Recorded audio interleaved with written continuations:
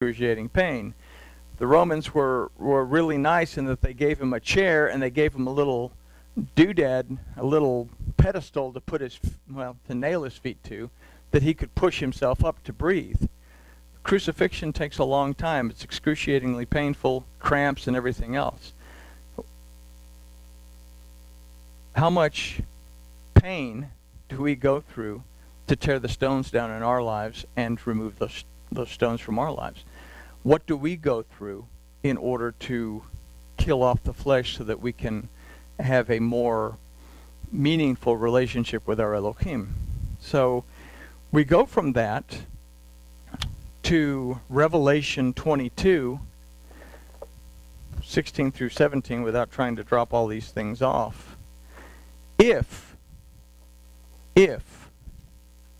we make the changes that we have to make according to what Yahusha, the advice that Yahusha gave to the 7 assemblies, we learned about this a few years ago, and we've slept since then, but there's changes that have to take place. Those 7 assemblies that we read about in Revelation tell us about those changes that we have to make place. One of the changes that we have to make place is that Elohim says that to one of the assemblies, you're doing great things, but you have left your first love. Are we going through the motions when we light the candles? Are we going through the motions when, we say the Shema? I put the Tallit on, I pop off the Shema as fast as I can because the coffee's getting cold and I need to get out the door.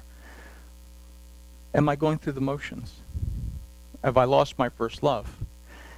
If we get through all the points in the Revelation, we come to Revelation 22, 16, and 17, which, if we understand Isaiah and we understand that Revelation is a battle against Babylon the Great, then in verse 16, Yahusha's talking, it says, I, Yahusha, have sent my messenger to testify unto you these things and the called out assemblies.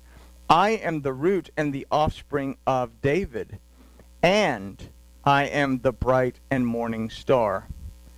Okay? Yahusha saying Babylon is not the bright and morning star. Isaiah, we read that Elohim said, I'm bringing you down, Babylon, or Nebuchadnezzar. Here, Yahusha saying, I've just overcome Babylon. I am the bright and morning star, not Babylon. So, where is our loyalty to?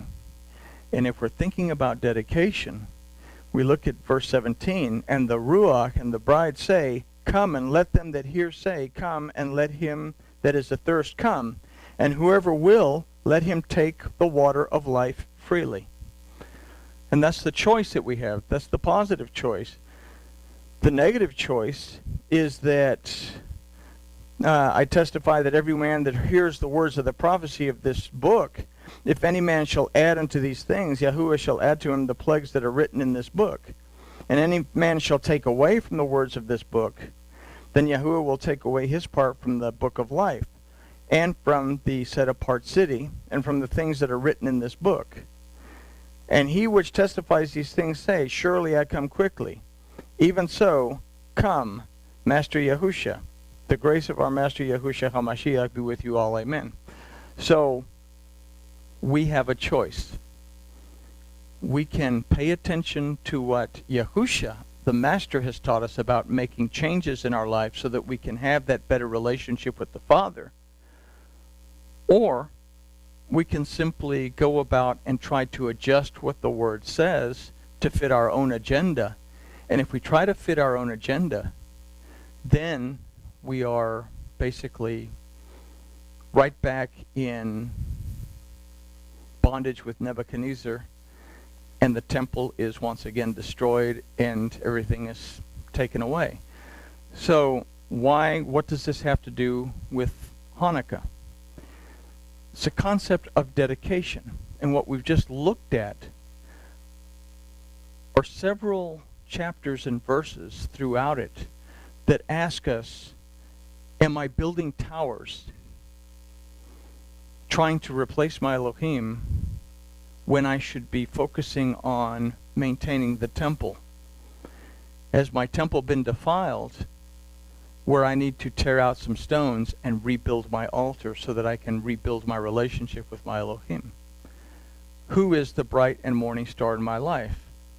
The bright morning star in my life, Nebuchadnezzar and Babylon the Great? Or is it Yahusha? And what Yahusha taught us to have a better relationship with Yahuwah our Elohim.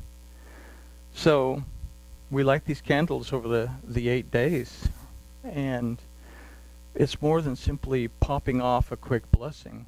It's, again, everything that we do, even in this minor holiday that isn't commanded in the Torah, but it's mentioned all the way through.